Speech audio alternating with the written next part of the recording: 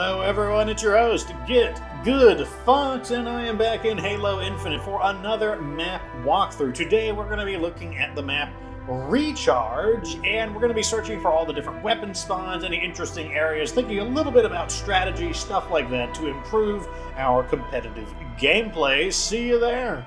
Alright, so here we are in Recharge. I believe it's something like a water treatment facility or something, and the first thing I noticed about this map is that it's very vertical compared to others, so there's very much a sense of going up as well as going down, and what all the advantages and disadvantages that entails, and as a result, it's probably going to be a more complex map. So I don't know if I'm correct in assuming that this is the blue side. Oh yes, look at that. You see red over there? Oh, we see gold over here. Like, normally the colors give you some kind of a hint. Oh yeah, so we definitely can, because look, that's a red Axis logo. This is a blue Axis logo, so this is... Oh yeah, so it is a water treatment, hydroelectric. Anyways, remember, you push down on the D-pad, and you're going to be able to use your crazy, like, psychic scanner, whatever you want to call it, that lets you locate where things are. And right off the bat, I can already feel like this is way more complicated of a starting area. Is there anything in this whole starting place? That's my first question. We did see hand grenades there. Nothing there. Nothing over here. I think the answer is basically no. So the spawning area, like, we're looking for landmarks, and the way I know in my random games, the way I know this area is because it just has this big pillar right here, as well as a, you know, swirling water, hydroelectric crazy stuff there. So that's the way I know it. And then, as I said, it's a little more oh, there's an item right there. Anyways, it's a fairly complicated map with, like, passageways, there's multiple floors, so it's easy to kind of get overwhelmed. But our first item is the Sentinel Beam, as well as a grenade pad that was down over here next to this, like, what appears to be like an elevator. Like, this looks like it would crank up. Doesn't crank up in the game, but it looks like thematically it would do just that. Let's leave that side path alone, though, and continue onwards.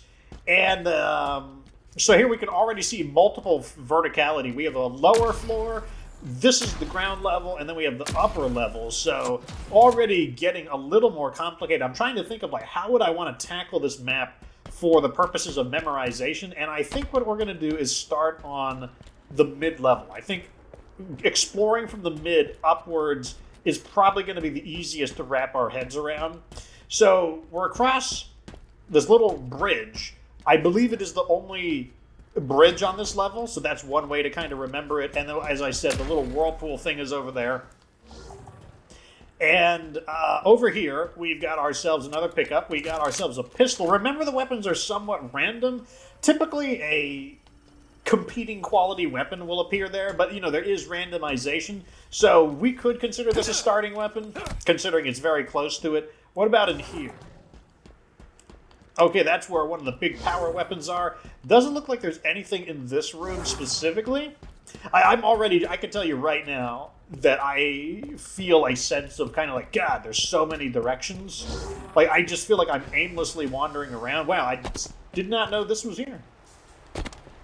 So we now know where, I believe this is the power weapon of the map. This would be the energy sword, which is a one-hit kill on Spartans, as well as the ability to lunge extra far to the enemy and then contact them and give them a one-hit kill. Very deadly weapon. Probably very good as...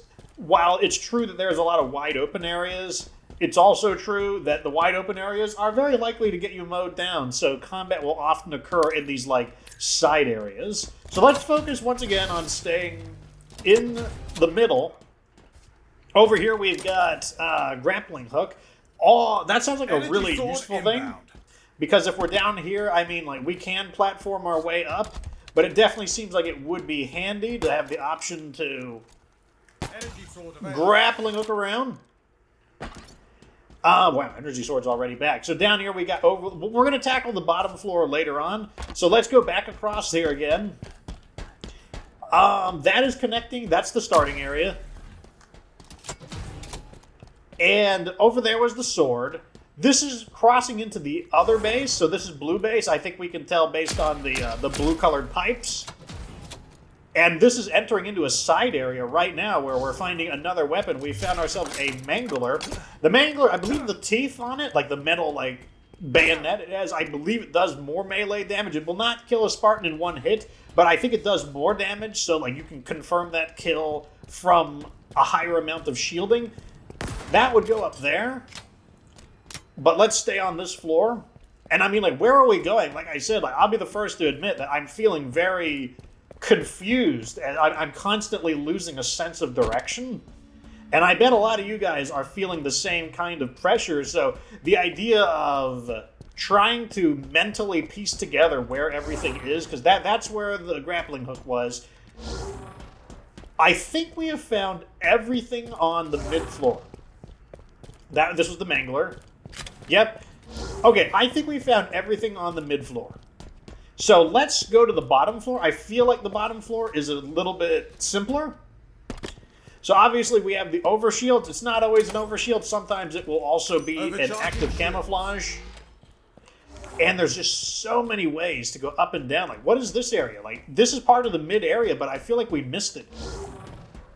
No, it's a pistol. Oh, this is the starting area. So the starting area has a ramp straight down. Overshield inbound. This one is going to require more effort to memorize the geometry of it. Is this basically their base? No. Overshield available. Where is the easy access into their base? Because that's our base. That is our starting point right there. Where does this go? Anything down here besides... So it looks like there's really nothing down here besides the overshield so far. Send a few more pulses out. So basically, it seems like the only reason you would come down here is for the overshield, or maybe for the purpose of transportation. Okay, so this led to the energy sword. So this is that ramp, that descending ramp. And so that means this goes down here, where there's an energy sword, and then there's a passageway that leads into here. And like I said, I'm pretty sure that's all of the bottom floor. So that means this map is very much asymmetrical, because this staircase goes to one of the main spawns, whereas this other staircase does not. This staircase goes to the pathway that leads there. What is this area? Okay, so this leads to the same room, just there's two ways in there. You go down below. It also means there's multiple paths. After you recover the energy sword, there would be... You have the option of going down low, or platforming back up, or walking up the ramp. So I'm pretty sure, yeah, that's everything. So let's go over here. And now we know this is where the mangler was. This takes us back into the mid-floor, where over there we had the grappling hook. Let's begin exploring the top floor. I said, let's begin the top floor. Okay, so we're now on the top floor. A lot of the fighting, I think, is going to, depends on how bloodthirsty your adversaries are. If your enemies are really bloodthirsty, they're going to go all over the place. But I feel like the more cautious players are going to be in these areas over here, which is the side paths. And that's where the energy sword is really going to dominate, in these close corridors. So over here, we've got ourselves a commando rifle. And we are in the red side, we can tell because of the pipes. And we found some more grenades. And I believe there's a weapon right here. Yes. Got ourselves a plasma pistol. And, okay, this is the room with the big pillar. Like I said, I used that pillar and this, swirling, I guess, centrifuge or whatever. I don't know what the heck this is. I used that as a landmark. And we are back in the blue base. And like I said, I know it because of this crazy central pillar. In Fiesta, I would actually use the rocket and just sit right here. And if you don't move, you don't show up on the radar. And I would just because you're shooting downwards with the rocket is a good advantage. And I would use that to just ambush people. So here we are. Now let's check the blue side of the pathway. And that leads us into this room, which very similar to that room over there. In fact, they're overlooking each other. Another commando rifle. And this goes into this room over here, which is the room with the energy sword. Okay, so we got an energy sword. I don't think this room had anything else. Oh, it had hand grenades. So over here at our blue spawn, we have our options of a commando rifle, or likely some kind of battle rifle equivalent. Inside of our base, we've got a grenade spawn over here. And then, oh wait, just out the door, there was the pistol. And then over here, we had a sentinel beam. Over this way, we had a weapon spawn there. And this is, like I said, it's going to go right around to the perch, the kind of like the other commando rifle perch that opposes this. And this would take us right into the enemy base. Like I said, a very tight corridor is going to be a good advantage for the energy sword. And then finally, we are actually going to loop around back at the energy sword location.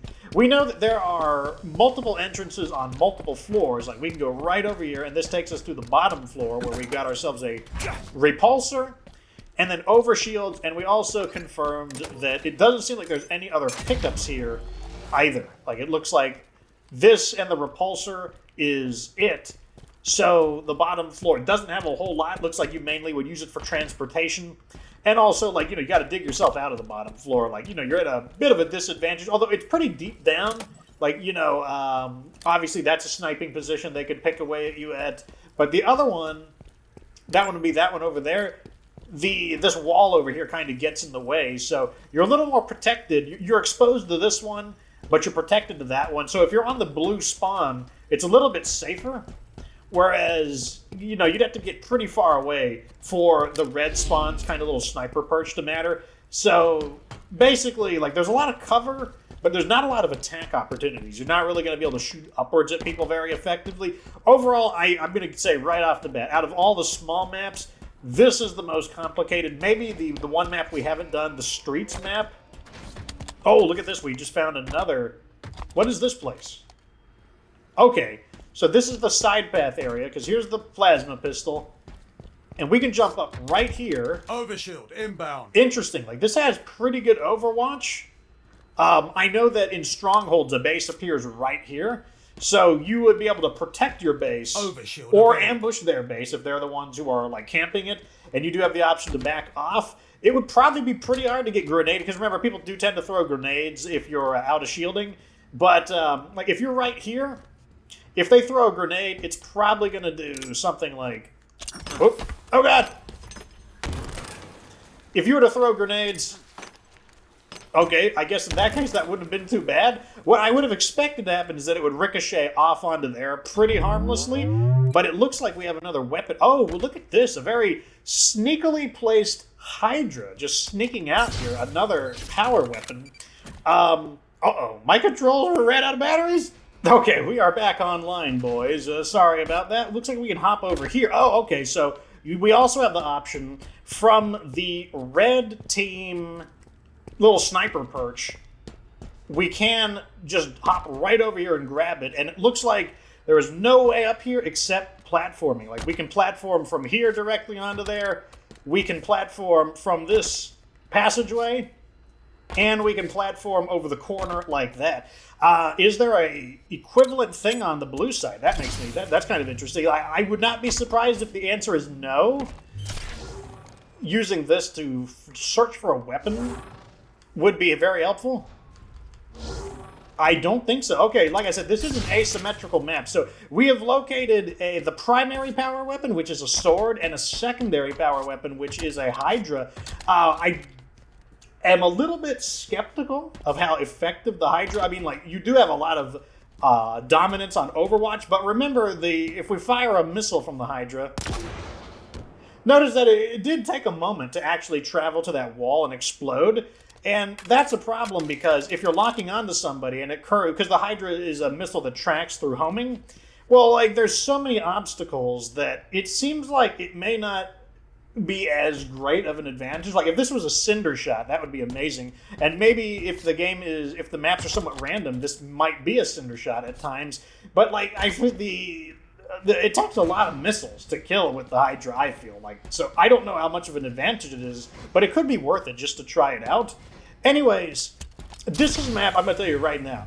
I'm going to have to explore this map multiple times to really wrap my head around it. But let's blow ourselves up. In fact, we can actually test. I'll shoot the wall right here and see how many hydra missiles it takes. And we can do some respawn exercises to see what we have memorized.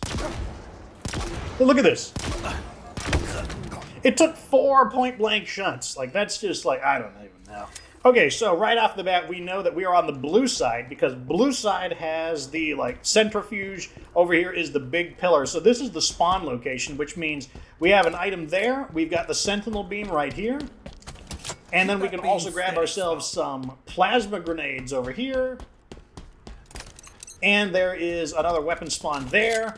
And if we want to upgrade our pistol, or because in casual we'd start with a pistol and a assault rifle, we could just go right over here and we would have an upgrade. And that's not a bad loadout right here. A sentinel beam and a commando rifle. That would definitely give you an advantage over other players. Unless you're not very good with the sentinel beam, then you'd want to stick with the assault rifle. Let's try... Oh, plasma grenade. Good job.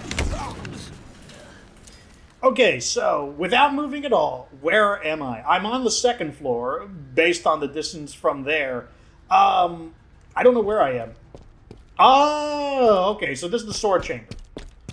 See, like, we want to be able to, like, just know where we are based on, just by immediately from the decorations. So we know that. We can go down here, and we have a repulsor. I actually completely forgot about the repulsor until I saw it. We can get ourselves some overshields. And what, let me think hard. Was there anything else? I think there was specifically nothing in this exact room. Yeah, there's nothing else in this room. And otherwise, we're at the blue spawn. And although we're right in the middle of it. Like, blue spawn is over, the blue base is over there. And red base is over... Oh, interesting. So does that mean blue base is closer to the sword than red base? But red base is right next to the... What do you call it? Hydra? That's something we're at the test, actually. I lived? Okay, where am I?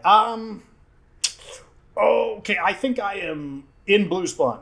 Yep, okay, there it is right there. That is that. So we've got overshield available. Plasma grenades. We got a weapon spawn there. This is the centrifuge with the pillar.